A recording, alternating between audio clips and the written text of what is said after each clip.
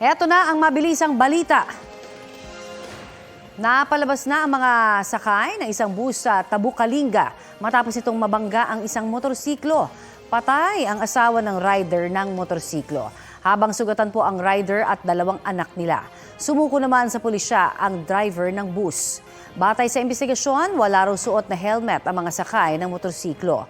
Wala pang pahayag ang magkabilang panig. Sa Calawag, Quezon, dead on the spot naman ang isang babae matapos mahulog mula sa sinasakyan niyang motorsiklo at masagasaan ng delivery van. Base sa investigasyon, bigong makapreno ang driver ng van dahil sa madulas na daan kasunod ng pag-ulan. Nadamay sa aksidente ang isang bahay sa gilid ng highway.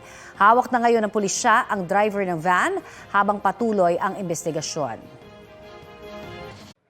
Mga kapuso, para sa mga maiinit na balita, mag-subscribe sa GMA Integrated News sa YouTube.